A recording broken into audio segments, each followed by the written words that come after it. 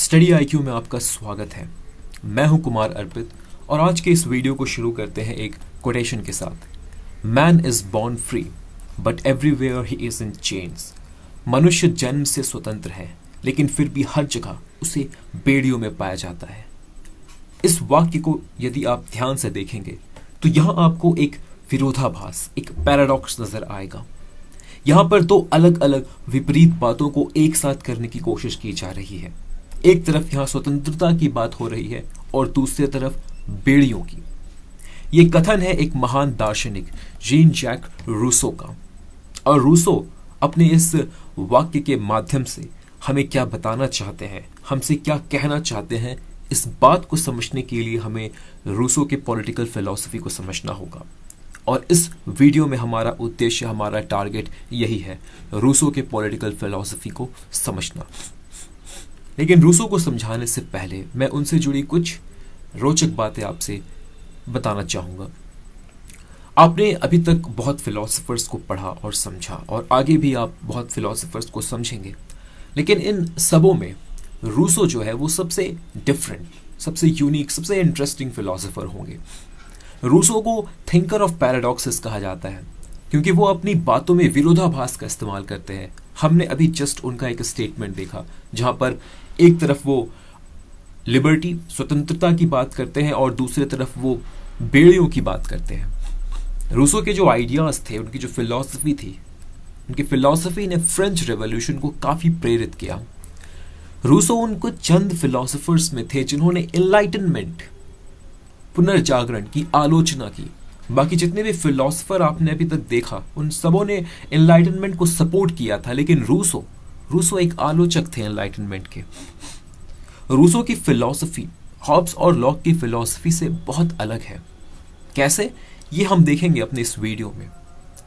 Popular sovereignty का जो concept है, इस कॉन्सेप्ट को सबसे पहले रूसो ने ही दिया।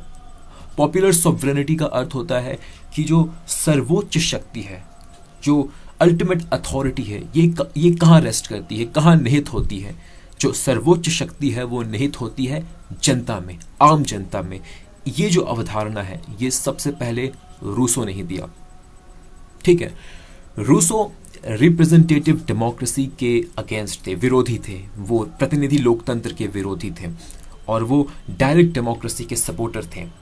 तो इस वीडियो में हम ये भी देखेंगे कि रूसो क्यों और किस तरह रिप्रेजेंटेटिव डेमोक्रेसी को क्रिटिसाइज करते हैं। और एक और इंटरेस्टिंग बात है रूसो से जुड़ी कि रूसो की फिलॉसफी जो है वो एक साथ कई डिफरेंट लोगों को, कई डिफरेंट विचारधारा के लोगों को प्रेरित करती है। रूसो के फिलॉसफी से लिबरल्स भी प्रेरित है, उदारवादी लोग भी, सोशलिस्ट भी, समाजवादी भी, डेमोक्रेट्स भी, टोटलिटेरियंस भी। तो एक फिलोसोफर, उनकी एक फिलॉसफी एक साथ इतने अलग अलग लोगों को कैसे प्रेरित कर सकती है, ये भी जानना हमारे लिए काफी इंटरेस्टिंग होगा। ठीक है, तो इस वीडियो को हमने कुछ इस तरह से ऑर्गेनाइज किया है। सबसे पहले हम रूसो के स्टेट ऑफ नेचर को समझने की कोशिश करेंगे। नोबल सैवेज का जो उनका कॉन्सेप्ट है ये जानेंगे। उसके बाद हम देखेंगे कि रूसो के अकॉर्डिंग सोशल कॉन्ट्रैक्ट थ्योरी क्या है। जनरल विल का जो कॉन्सेप्ट है, एक बहुत ही इंपॉर्टेंट, बहुत ही फेमस कॉन्सेप्ट है रूसो का, इसे हम समझेंगे।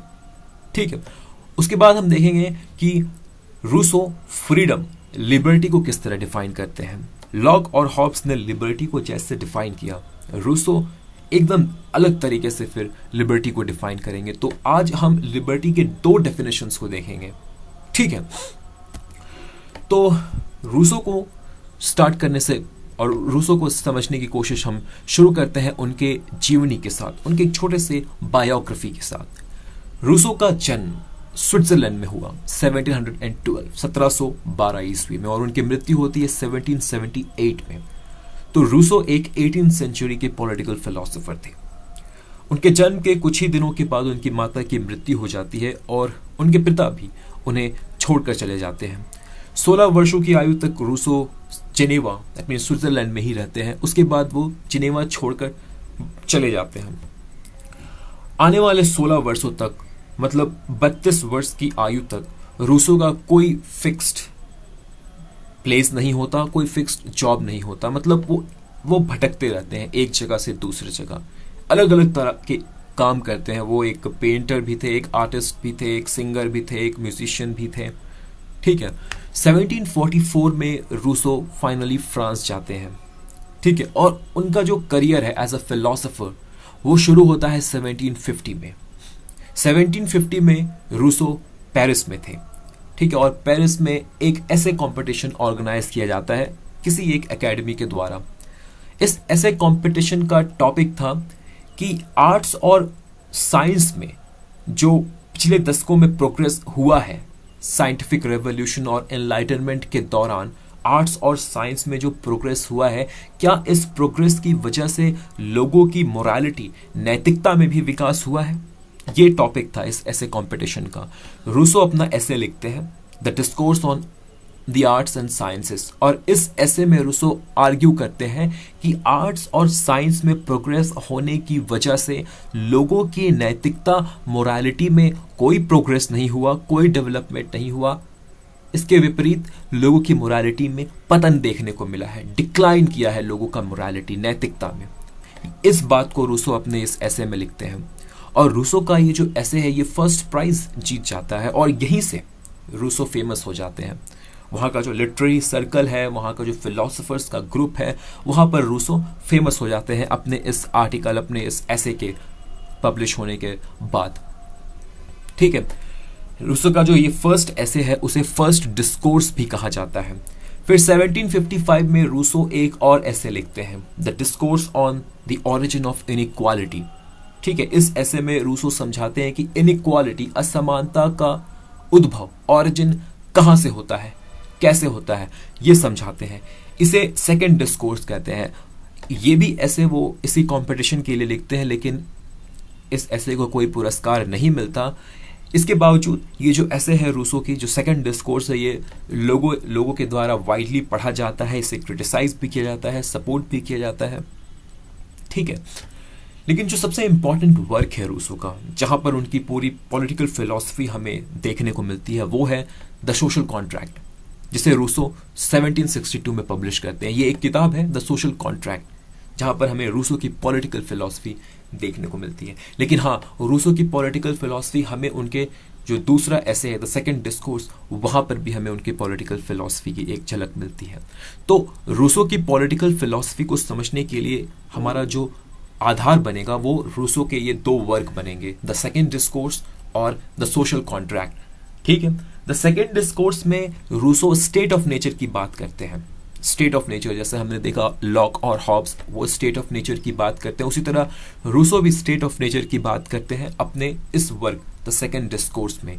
द सोशल कॉन्ट्रैक्ट में रूसो बात करेंगे जनरल विल की, पॉपुलर सॉवरेनिटी की बात करेंगे। ठीक है। तो रूसो हॉब्स और लॉक की तरह एक सोशल कॉन्ट्रैक्चुअलिस्ट है, एक सामाजिक समझौतावादी चिंतक है। और जितने भी सोशल कॉन्ट्रैक्चुअलिस्ट हैं उन सबों में हमें एक पैटर्न देखने को मिलेगा, रूसो में भी। ये सबसे पहले स्टेट ऑफ नेचर को डिफाइन करेंगे। ये सबसे पहले हमें बताएंगे कि स्टेट ऑफ नेचर कैसा होता है, क्या होता है। ठीक है, अपने तरीके से। फिर ये हमें बताएंगे कि स्टेट ऑफ नेचर किस तरह स्टेट ऑफ वॉर में तब्दील हो जाता है, स्टेट ऑफ वॉर। फिर स्टेट ऑफ वॉर से बाहर निकलने के लिए लोग जो है वो सोशल कॉन्ट्रैक्ट बनाते हैं, और इसी सोशल कॉन्ट्रैक्ट के बेसिस पे सरकार, गवर्नमेंट का निर्माण होता है। ये 4 स्टेज का जो प्रोसेस है, 4 स्टेप का ये जो पूरा प्रोसेस है, ये हमें सभी सोशल कॉन्ट्रैक्चुअलिस्ट में देखने को मिलता है और रूसो में भी हमें ये देखने को मिलेगा। तो रूसो को भी हम कुछ इसी तरह से समझेंगे। तो सबसे पहले हम देखते हैं रूसो के स्टेट ऑफ नेचर को, प्राकृतिक अवस्था। तो जैसा कि मैंने आपको बताया, स्टेट ऑफ नेचर का अर्थ होता है वो अवस्था जब कोई समाज नहीं है, कोई सोसाइटी नहीं है, कोई पॉलिटिकल अथॉरिटी नहीं है, कोई गवर्नमेंट, कोई स्टेट, कुछ नहीं है।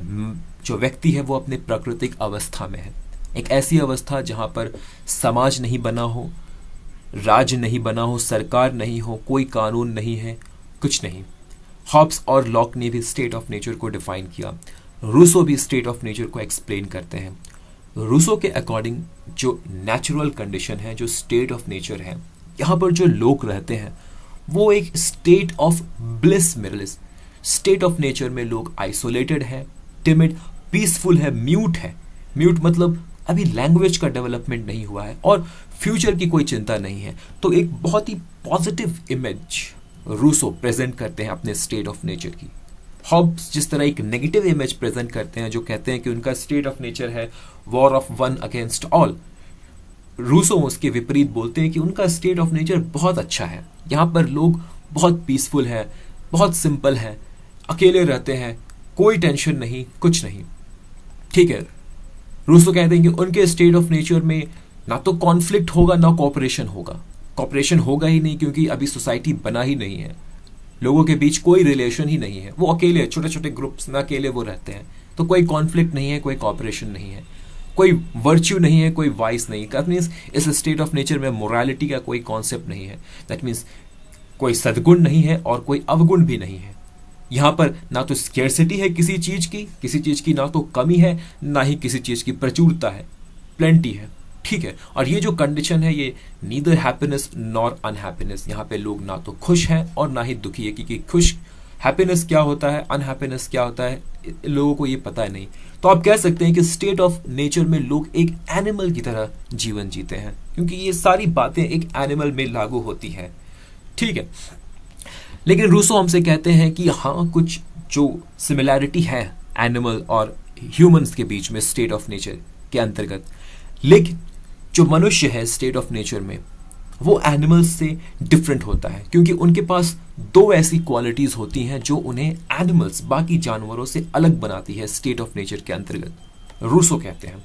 और ये दो क्वालिटी क्या है? फ्रीडम, जो पहला क्वालिटी है वो है फ्रीडम। फ्रीडम का मतलब है ability to decide for oneself, अपने डिसीजन खुद लेना, अपने कोर्स ऑफ एक्शन को खुद तय करना कि मैं क्या करने चाह रहा हूं। एक फ्री विल की जो बात कहते हैं, फ्री एजेंसी। देखिए, इस बात को समझना हमारे लिए इंपॉर्टेंट है कि ये फ्रीडम का मतलब क्या है। आपको मैं एक एग्जांपल देता हूं। एक पहाड़ है और उस पहाड़ के ऊपर से एक बहुत बड़ा सा चट्टान नीचे की तरफ गिर रहा है। अगर मैं आपसे पूछूं कि क्या वो चट्टान फ्री है या नहीं, तो आप क्या कहोगे? शायद आप कहोगे कि हाँ, वो फ्री है, क्योंकि कोई रुकावट नहीं है उसके लिए। लेकिन रूसो कहेंगे कि नहीं, वो चट्टान फ्री नहीं है। वो उस चट्टान को कौन कंट्रोल कर रहा है?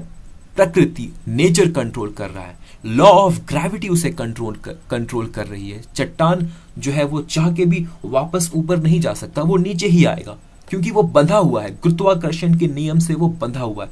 तो इस सेंस में वो चट्टान फ्री नहीं है। ठीक है, उसी तरह एक शेर भी फ्री नहीं है। एक शेर भी फ्री नहीं है, उसे शिकार करना होगा, उसे मांस खाना होगा। ठीक है, उसे किसी की हत्या करनी होगी, किसी अन्य छोटे जानवर के, और उसे खाना होगा, क्योंकि वो बंधा हुआ है, प्रकृति के नियम से वो बंधा हुआ है, वो उससे बाहर नहीं निकल सकता। एक शेर ये नहीं कह सकता कि नहीं, मैं मांसाहार को छोड़ता हूं, अब मैं शाकाहार में आ जाता हूं, फलाहार में आ जाता हूं। शेर ऐसा नहीं कर सकता, क्योंकि वो फ्री नहीं है। लेकिन ह्यूमन बीइंग, मनुष्य के पास ये पावर है कि वो अपने एक्शंस को खुद डिसाइड कर सकता है। मनुष्य की जो गतिविधियां हैं उसे नेचर डिसाइड नहीं करती, वो खुद डिसाइड कर सकता है। वो डिसाइड कर सकता है कि वो फलाहार लेगा, मांसाहार लेगा, वो डिसाइड कर सकता है। ठीक है, इसे कहते हैं फ्रीडम। इसे कहते हैं फ्रीडम, जब आपके पास वो एबिलिटी हो कि अपने लिए खुद आप डिसीजन ले सको। आपके डिसीजन प्रकृति नहीं लेगी, आप खुद ले सकते हैं। तो ये एबिलिटी मनुष्य में है, फ्रीडम स्टेट ऑफ नेचर में। ठीक है, जो दूसरी क्वालिटी है स्टेट ऑफ नेचर में मनुष्य के पास, वो है पिटी, कंपैशन, दया का भाव। पिटी का मतलब क्या होता है? ये एक एबिलिटी है अपने समक्ष जो लोग हैं उनके तकलीफों को फील करने की एबिलिटी। ये बहुत ही इंपॉर्टेंट बात है, ये आज भी है। कंपैशन का मतलब क्या होता है? कोई मेरा कोई नियर वन है, मेरा कोई डियर वन है, अगर उसे तकलीफ होती है तो उसके तकलीफ को मैं अपने भीतर फील कर पाता हूं, इसे कहते हैं पिटी और कंपैशन। तो रूसो कहते हैं कि उसके स्टेट में जो मनुष्य है उसके पास ये दो क्वालिटी है, फ्रीडम और कंपैशन। ठीक है, और इन्हीं दो क्वालिटीज की वजह से वो अपने इस प्रिमिटिव मैन को नोबल सैवेज कहते हैं। सैवेज का अर्थ होता है अनसिविलाइज्ड पर्सन। दैट मीन्स कि जो व्यक्ति एक सेटल्ड जिंदगी नहीं जीता हो, एक हंटर गैदरर का जिंदगी जीता हो, ठीक है, उसे हम सैवेज कहते हैं, जो कि एक सेटल्ड लाइफ नहीं जीता। ठीक है, सिविलाइज्ड का उल्टा हो गया सैवेज। ठीक है, और यहां पर रूसो कहते हैं नोबल सैवेज। नोबल क्योंकि उसके पास ये दो क्वालिटी है, फ्रीडम और पिटी, कंपैशन की जो दो क्वालिटी है, इसके वजह से जो सैवेज होगा वो नोबल होगा। ठीक है, फिर रूसो कहेंगे कि ये क्वालिटीज हैं स्टेट ऑफ नेचर में मनुष्य के भीतर, लेकिन ये जो क्वालिटीज हैं ये धीरे धीरे करप्ट होती जाती है। जैसे जैसे मनुष्य आगे बढ़ता है, जैसे जैसे समाज का विकास होता है, स्टेट ऑफ नेचर से जैसे जैसे हम बाहर निकलना शुरू करते हैं, ये जो क्वालिटीज हैं ये क्वालिटीज हमारे भीतर करप्ट होने लगती है, डाइल्यूट होने लगती है समाज के विकास के साथ।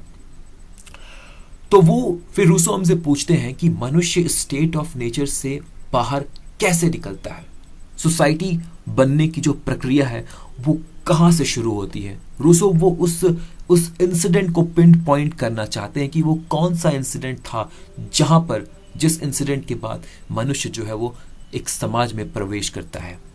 और रूसो के अनुसार वो एक खास बिंदु, वो खास इंसिडेंट जो है वो है प्राइवेट प्रॉपर्टी का आना। देखिए रूसो के इस स्टेटमेंट को आप पढ़िए। रूसो कहते हैं the first person who having enclosed a piece of land took it into his head to say this is mine and found people simple enough to believe him was the true founder of society।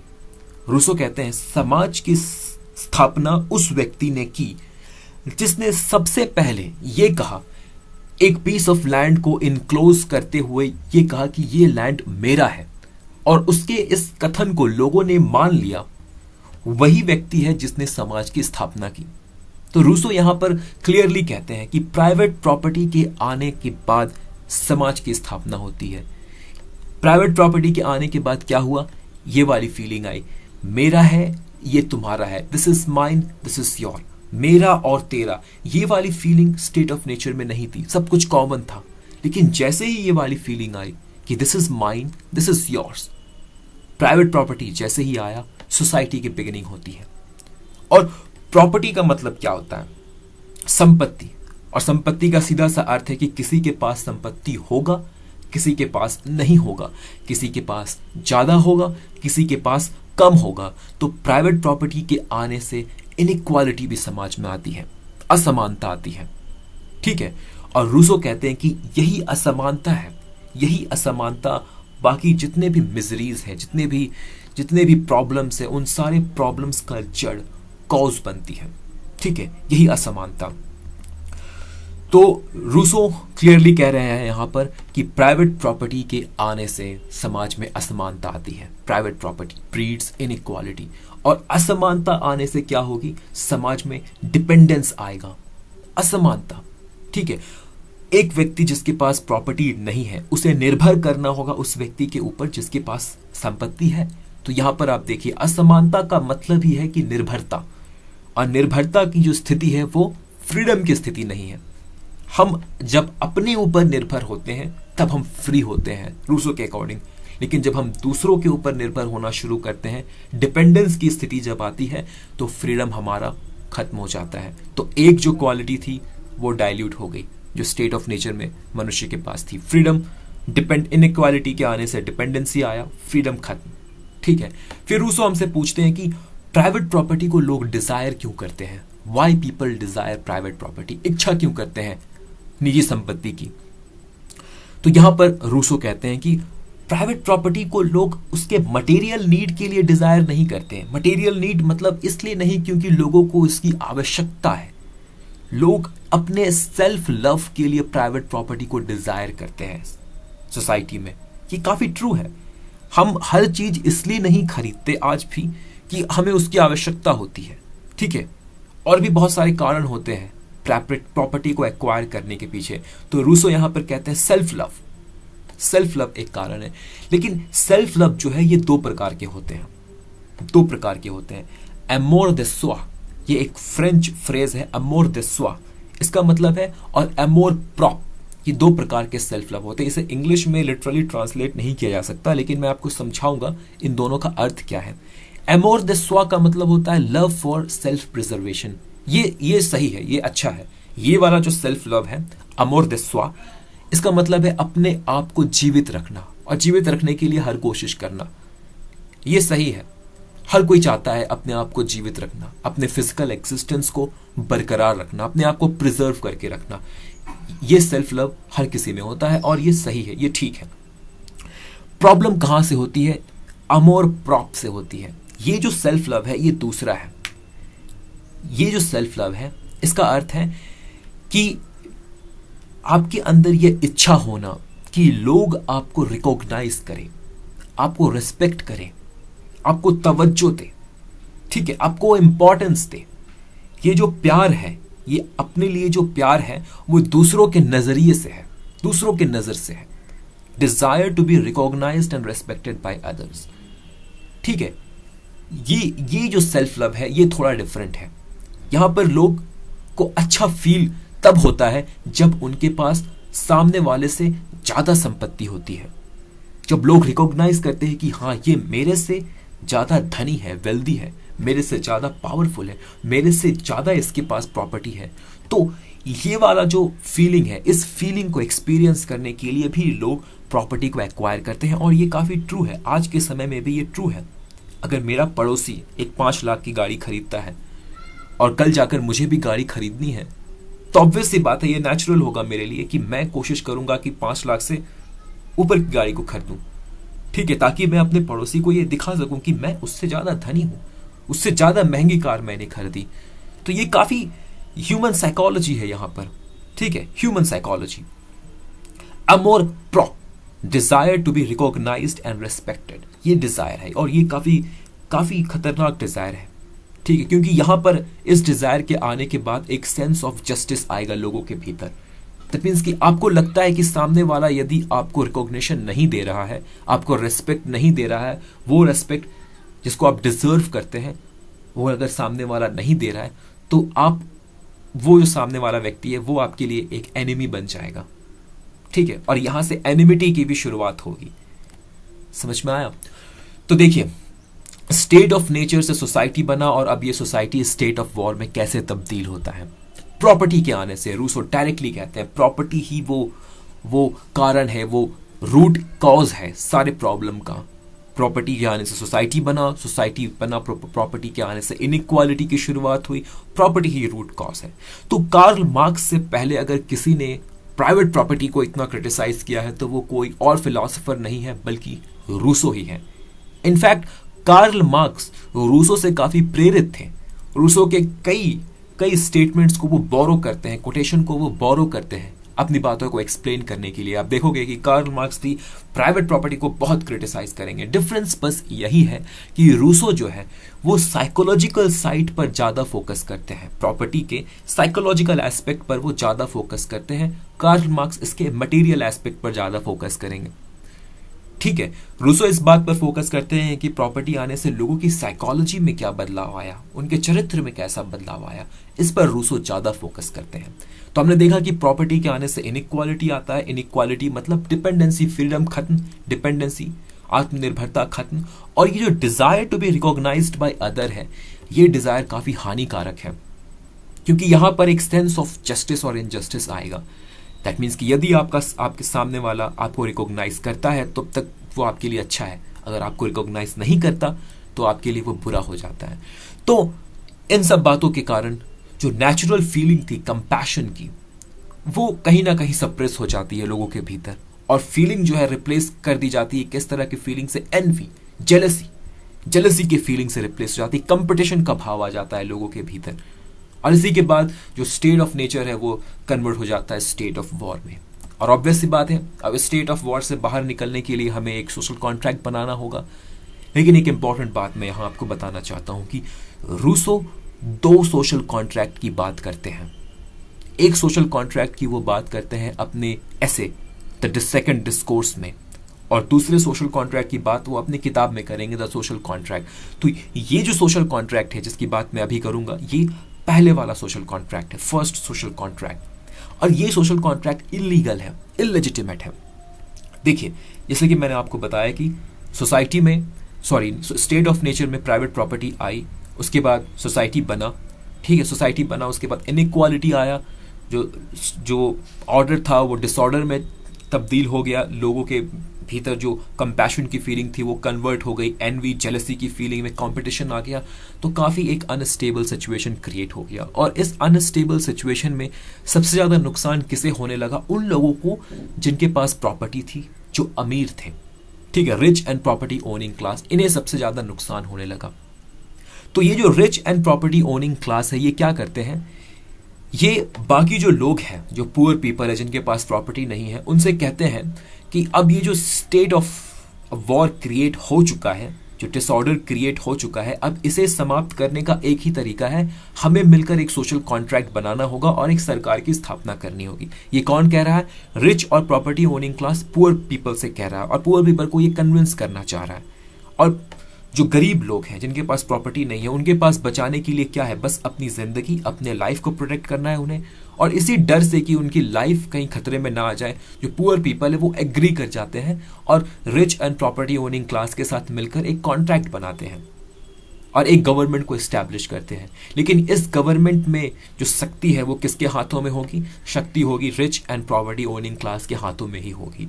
और ये जो rich and property owning class है, ये सरकार को एक tool की तरह इस्तेमाल करेंगे, जो समाज की जो मौजूदा स्थिति है उसे बरकरार रखने के लिए, दैट मीन्स इनइक्वालिटी और डिपेंडेंसी का जो सिचुएशन है उसे बरकरार रखने के लिए, अपने इंटरेस्ट को आगे बढ़ाने के लिए ये जो rich and property owning class है इस सरकार का इस्तेमाल करेंगे। तो ये जो सोशल कॉन्ट्रैक्ट है, जो पहला सोशल कॉन्ट्रैक्ट होता है, ये इलेजिटिमेट होता है, इलीगल होता है। रूसो कहते हैं कि ये सही नहीं है ये सोशल कॉन्ट्रैक्ट, क्योंकि अभी भी रूसो के लिए जो सबसे इंपॉर्टेंट चीज है जिसे वो हटाना चाहते हैं वो है इनइक्वालिटी और डिपेंडेंस। ठीक है, इसे हटाना चाहते हैं। इस सोशल कॉन्ट्रैक्ट में ये चीजें नहीं हट रही है। तो फिर रूसो जो है अपने इस प्रॉब्लम, ये जो प्रॉब्लम है जो हम अभी देख रहे हैं कि समाज में असमानता आ चुकी है, डिपेंडेंसी आ चुकी है, इस प्रॉब्लम को सॉल्व करने के लिए रूसो जो अपना सॉल्यूशन देते हैं वो अपनी जो पुस्तक है द सोशल कॉन्ट्रैक्ट वहां पर देते हैं, और यहां पर वो दूसरे सोशल कॉन्ट्रैक्ट की बात करेंगे। तो देखिए, रूसो क्लियर है कि स्टेट ऑफ नेचर में मनुष्य के पास क्या था? फ्रीडम और इक्वालिटी, स्वतंत्रता और समानता, ये स्टेट ऑफ नेचर में मनुष्य के पास था। लेकिन जैसे जैसे लोग सिविलाइज्ड होते हैं, जैसे जैसे हम आगे बढ़ते हैं, समाज का जैसे जैसे गठन होता है, फ्रीडम और इनइक्वालिटी खत्म हो जाती है और बचता क्या है? डिपेंडेंस और इनइक्वालिटी, एक तरह से परतंत्रता और असमानता। देखिए, इसी परिदृश्य में मैं आपको वो फर्स्ट वाला कोटेशन समझाना चाहूंगा जहां पर रूसो कहते हैं man is born free but everywhere he is in chains. तो वो जो चेन्स का मतलब है, वो जो बेड़ियों का मतलब है, वो इसी से है, डिपेंडेंसी से है। ठीक है, तो हमारा जन्म तो एक स्वतंत्र प्राणी के रूप में होता है, लेकिन समाज के भीतर कई बेड़ियां हैं। ठीक है, समाज के भीतर कई इनइक्वालिटी है, और समाज के भीतर आने के बाद हम खुद ब खुद इन बेड़ियों में बंध जाते हैं। और रूसो का फ्रीडम का मतलब यही है, इंडिपेंडेंस। फ्रीडम के लिए वो समझते हैं कि फ्रीडम का अर्थ है कि आप किसी के ऊपर निर्भर ना हो, आप आत्मनिर्भर हो। रूसो यही समझते हैं फ्रीडम से। लेकिन समाज के भीतर क्योंकि असमानता है, आप समाज का हिस्सा बनते हो, क्योंकि यहाँ असमानता है तो आपको निर्भर होना होगा। आज ही आप देख लीजिए, आप जिस समाज में रहते हैं, आप कितनों के ऊपर निर्भर करते हैं? क्या आप आत्मनिर्भर हैं हर चीज के लिए? नहीं, आप बहुत सी चीजों के लिए अलग अलग लोगों पर निर्भर करते हैं। आप सरकार के ऊपर निर्भर है, आप अपने शिक्षकों के ऊपर निर्भर है, कई लोगों के ऊपर आप निर्भर है। तो ये डिपेंडेंसी को वो अनफ्रीडम से कंपेयर करते हैं। इसीलिए रूसो कहते हैं कि man is born free but everywhere he is in chain. तो वो इस डिपेंडेंसी की बात करते हैं। तो ट्रेडिशन की बात आप ले ले, कन्वेंशन की बात आप ले ले, अलग अलग परंपराओं के अंतर्गत आप देखोगे कि आपको बांधने की कोशिश की जाती है, आपकी फ्रीडम को खत्म करने की कोशिश की जाती है। तो रूसो का एम क्या है? अल्टीमेट एम क्या है? उस रूसो का एम है कि समाज में फिर से फ्रीडम और इक्वालिटी की स्थापना की जाए। और ऐसा हम कैसे कर सकते हैं? तो एक ऑप्शन है वापस स्टेट ऑफ नेचर में वापस जाया जाए। स्टेट ऑफ नेचर में हम वापस चले जाते हैं। कई फिलोसफर ने रूसो को क्रिटिसाइज इसलिए कहा कि वो कहते हैं कि रूसो चाहते हैं कि हम वापस स्टेट ऑफ नेचर में चले जाएं।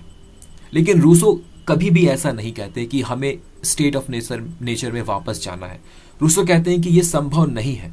फ्रीडम और इक्वालिटी को अब हम स्टेट ऑफ नेचर में वापस जाकर एक्सपीरियंस नहीं कर सकते, ये असंभव है। ये असंभव है। ये कुछ ऐसा ही होगा कि एक पालतू जानवर को एक जंगल में छोड़ने जैसा होगा।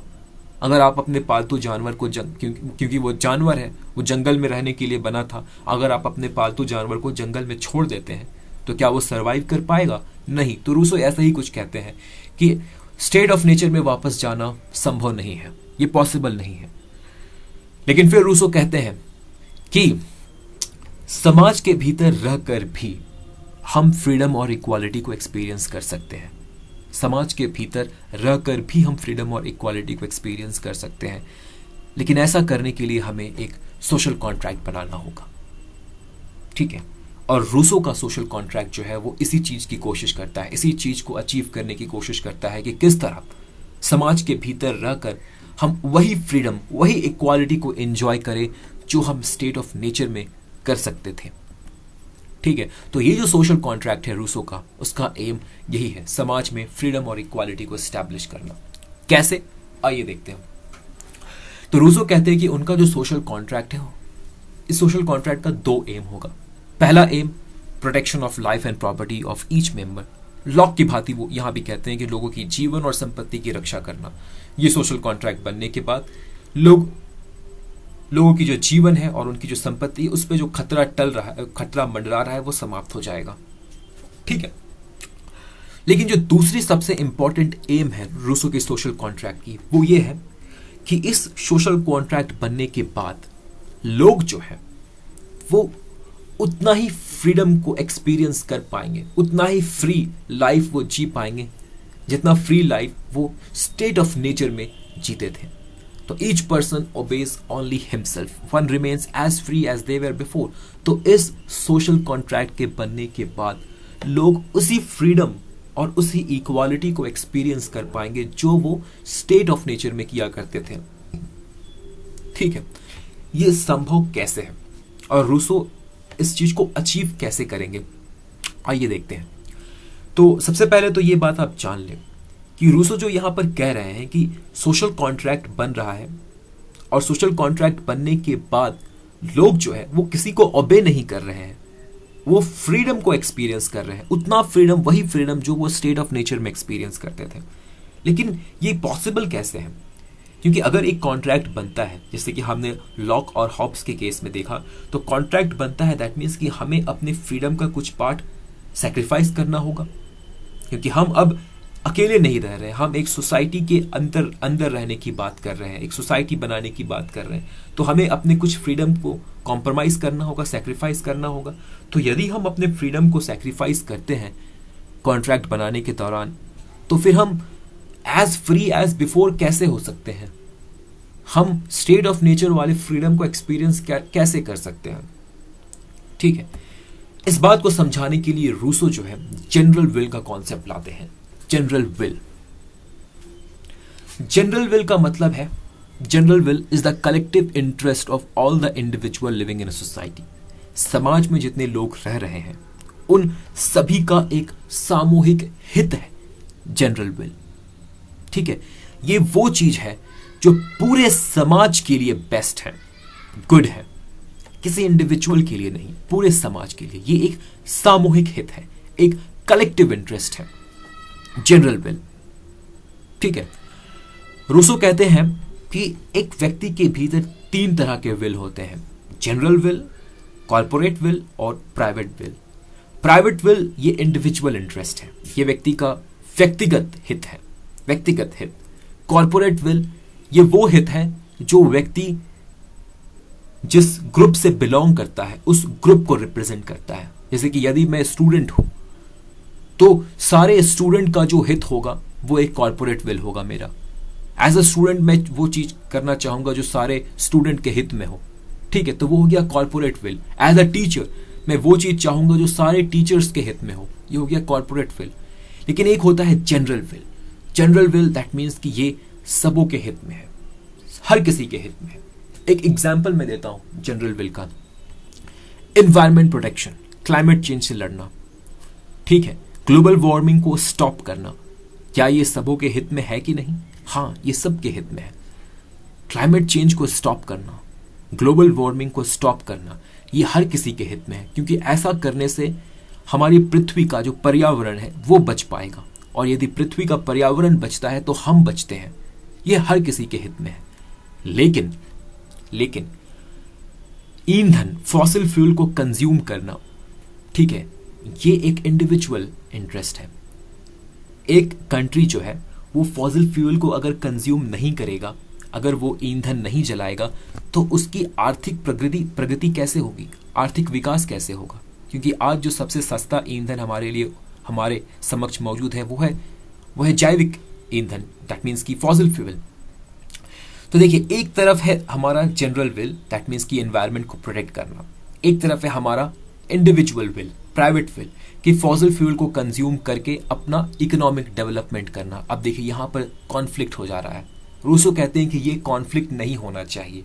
रूसो कहते हैं कि जो प्राइवेट विल है और कॉर्पोरेट विल है वो जनरल विल में कॉन्साइड कर देना चाहिए, और जो सोसाइटी के लिए इंपॉर्टेंट है वो है उस सोसाइटी का जनरल विल, प्राइवेट और कॉर्पोरेट विल नहीं।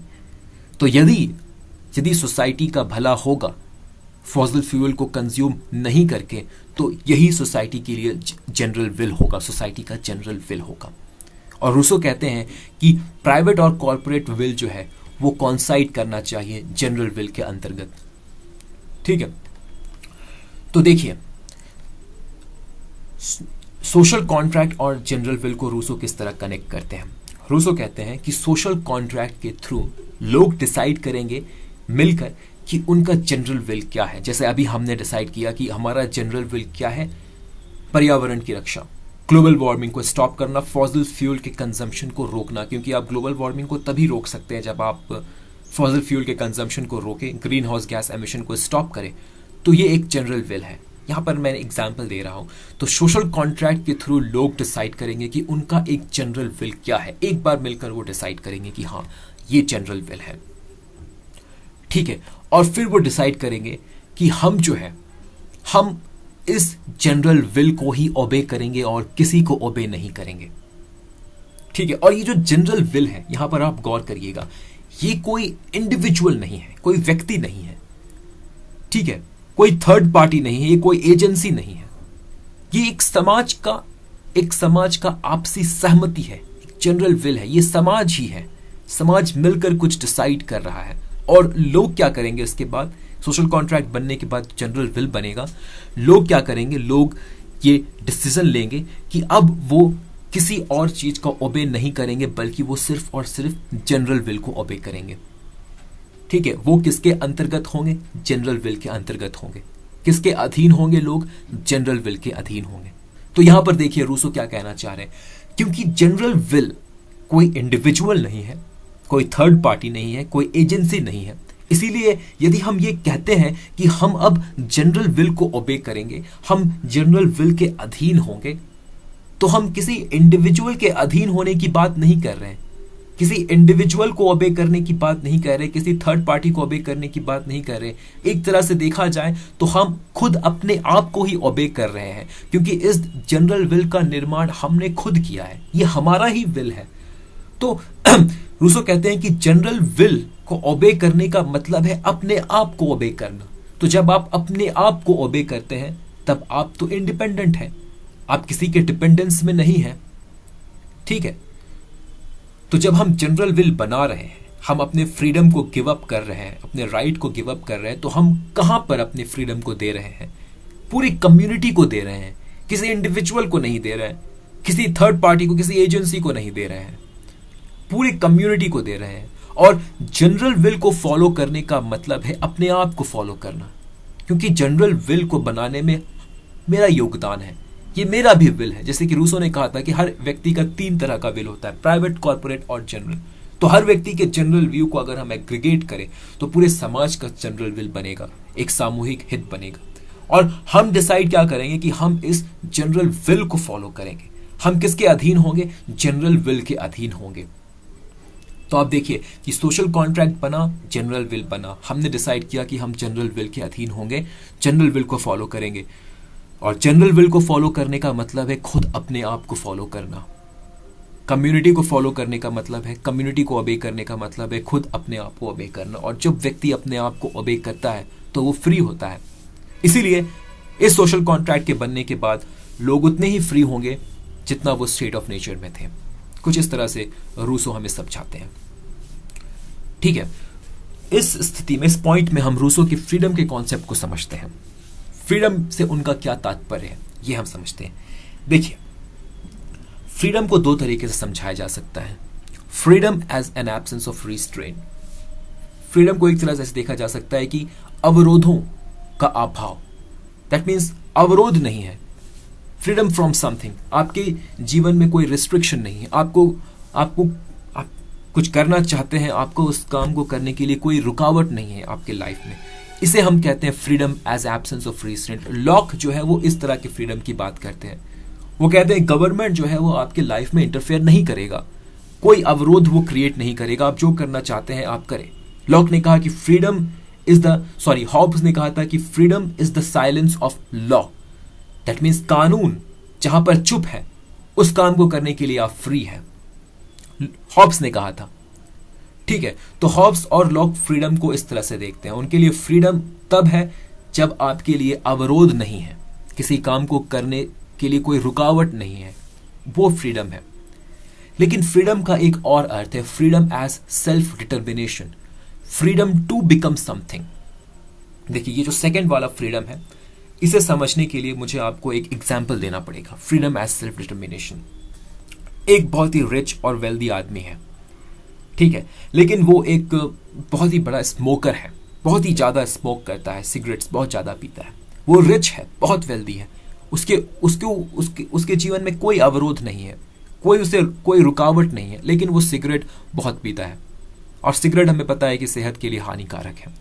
वो रिच है, वेल्दी है, उसके पास पैसे हैं, कोई रुकावट नहीं है। तो क्या आप उस वेल्दी, उस रिच पर्सन को आप फ्री कहोगे? क्योंकि वो अपने डिसीजन ले रहा है खुद, वो उसे सिगरेट पीना है, वो सिगरेट पी रहा है, कोई अवरोध नहीं है उसके जीवन में। लेकिन फिर भी क्या आप उस व्यक्ति को फ्री कहोगे? क्या आप कहोगे कि वो फ्रीडम को एंजॉय कर रहा है? रूसो के अकॉर्डिंग वो व्यक्ति फ्री नहीं है। देखिए, रूसो कहते हैं कि हर इंसान का दो सेल्फ होता है, एक हायर सेल्फ और एक लोअर सेल्फ। उस व्यक्ति का भी होगा। दो बातें होती है हर व्यक्ति के भीतर, हमेशा दो बातें चलती रहती है, दो सेल्फ होता है, द्वंद जो है हमारे भीतर चलते रहता है। उस व्यक्ति को पता है कि सिगरेट पीना उसके सेहत के लिए हानिकारक है, लेकिन फिर भी वो सिगरेट पीता है। तो उस व्यक्ति का दो सेल्फ है, एक उसका लोअर सेल्फ है, एक हायर सेल्फ है। लोअर सेल्फ जो इच्छा के सामने हार जाता है, हायर सेल्फ उस व्यक्ति का है जो उससे कहता है कि सिगरेट मत पियो, क्योंकि सिगरेट पीना तुम्हारे लिए हानिकारक है, तुम्हारे सेहत के लिए हानिकारक है। लेकिन जो लोअर सेल्फ है उस व्यक्ति का, जो लोअर सेल्फ है, वो इन बातों की केयर नहीं करता। वो जो डिजायर है, जो इच्छा है सिगरेट पीने की, उस इच्छा के सामने हार जाता है। तो रूसो कहते हैं फ्रीडम का मतलब होता है सेल्फ डिटर्मिनेशन। आपके एक्शन को आप खुद डिटरमाइन करें, लेकिन कौन सा सेल्फ आपके एक्शन को डिटरमाइन करेगा? आपका हायर सेल्फ। Higher self. तो यदि वो व्यक्ति अपने हायर सेल्फ की बात सुने और सिगरेट नहीं पिए, तब हम कहेंगे कि हां वो फ्री है, क्योंकि उसके एक्शन को कौन डिटरमाइन कर रहा है? उसका हायर सेल्फ। तो ये है फ्रीडम एज सेल्फ डिटर्मिनेशन। ये किसी अवरोधों से आपको फ्रीडम नहीं है, यहां पर रिस्ट्रिक्शंस की बात नहीं है, यहां पर आपको फ्रीडम टू है, फ्रीडम टू बिकम समथिंग। यहां पर क्या बनने की आजादी है? एक अच्छा इंसान, एक ऐसा इंसान, एक स्वस्थ इंसान बनने की आजादी है। तो जब इंसान का हायर सेल्फ उसके एक्शन को डिटरमाइन करता है, तब हम कहते हैं कि वो फ्री है, रूसो के according. Common day to day life में भी आप इस चीज को ऑब्जर्व करते हैं। कोई एक काम है, ठीक है, आपका एक पार्ट, आपका मन कह रहा है, आपका दिल कह रहा है कि उस काम को नहीं करो, आपका दिमाग कह रहा है उस काम को करो। टेम्पटेशन में आप आ जाते हैं, और टेम्पटेशन में आने के बाद वो आप उस काम को कर देते हैं, और करने के बाद आप फिर गिल्टी फील करते हैं। तो अगर आप अपने हायर सेल्फ की सुनते तो आप उस काम को नहीं करते, और तब हम कह सकते थे कि आप रियल सेंस में फ्री है।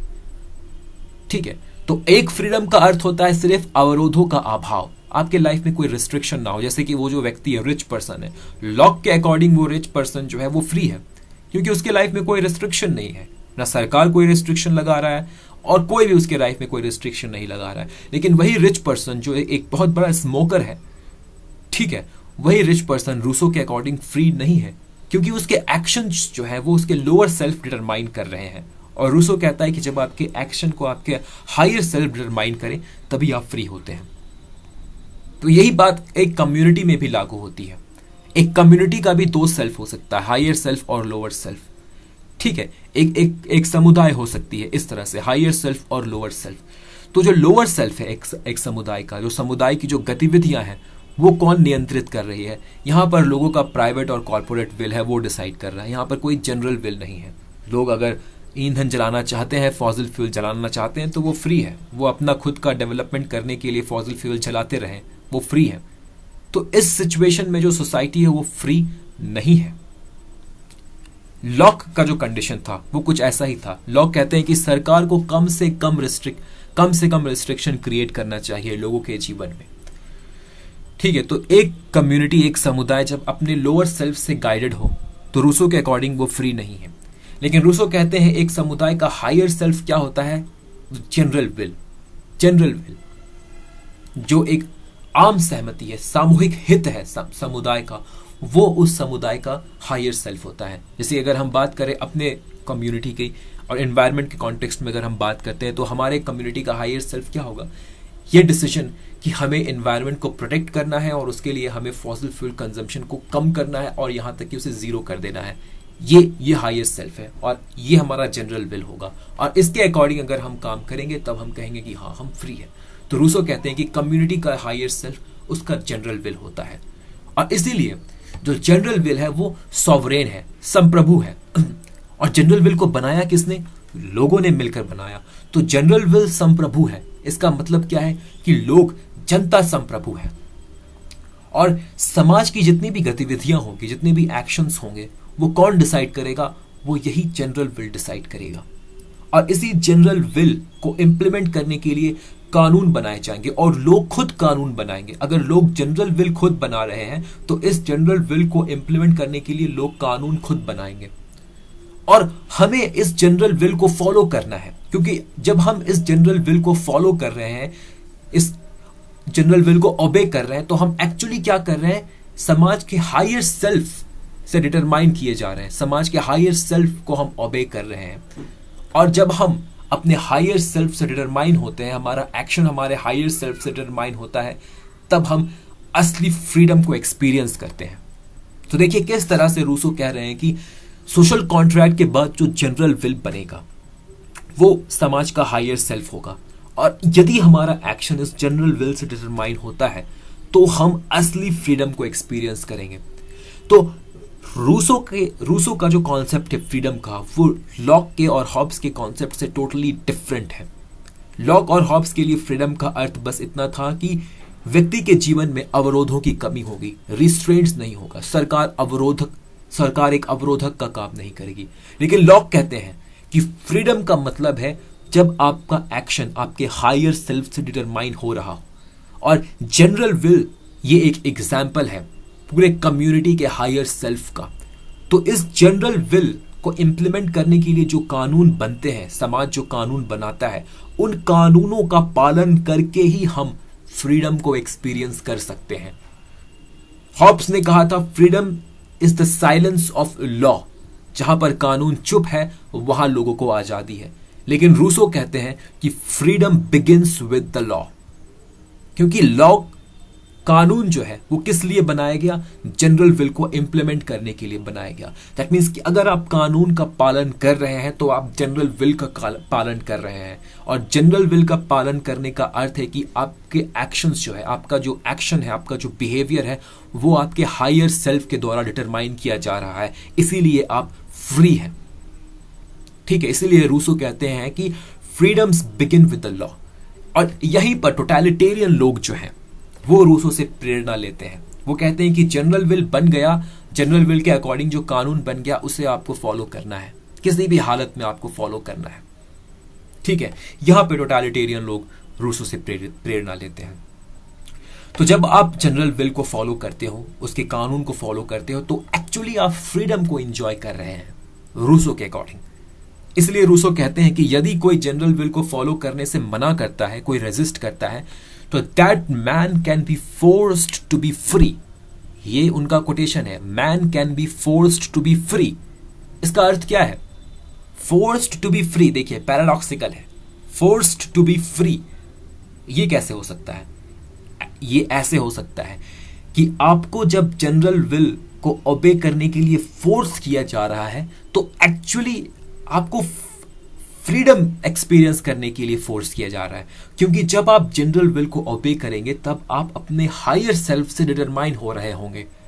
ठीक है, तो यदि कोई जनरल विल को फॉलो नहीं करता दैट मीन्स कि वो फ्री नहीं है। तो वो जो रिच व्यक्ति है, जो पर्सन जिसकी हमने बात की, जो एक स्मोकर है, तो अगर हम उस व्यक्ति को फोर्स करते हैं कि वो स्मोकिंग करना बंद कर दे, तो एक्चुअली हम उसे फोर्स कर रहे हैं फ्री होने के लिए। हम उसे फोर्स कर रहे हैं कि उसके एक्शंस, उसके गतिविधियां जो है वो उसके हायर सेल्फ से डिटरमाइन हो। इसीलिए रूसो कहते हैं कि a man who does not obey general will can be forced to be free. ठीक है, क्योंकि जब वो जनरल विल को ओबे करेगा तब वो उसके एक्शंस जो है उसके हायर सेल्फ के जो द्वारा डिटरमाइन किए जाएंगे और तब वो फ्रीडम को एक्सपीरियंस कर पाएगा। तो ये था रूसो का कॉन्सेप्ट फ्रीडम का। काफी डिफरेंट है लॉक से और हॉब्स से और बाकी जितने भी फिलोसोफर हैं उनसे भी काफी डिफरेंट है। अब देखते हैं कि गवर्नमेंट का कॉन्सेप्ट क्या है रूसो का। तो हमने देखा कि रूसो कहते हैं कि जो जनरल विल है वो सॉवरेन है, वो जनरल विल को सॉवरेन कहते हैं। यहां पर रूसो का क्रिटिसिज्म भी होता है, क्योंकि अब जो कुछ भी होगा इस जनरल विल के अकॉर्डिंग होगा। ये एक एब्सोल्यूट सॉवरेन बन गया। जनरल विल को जब हमने बनाया, अब जनरल विल ही हर चीज को डिसाइड करेगा। ये हॉब्स के लिवायथन की जैसा है।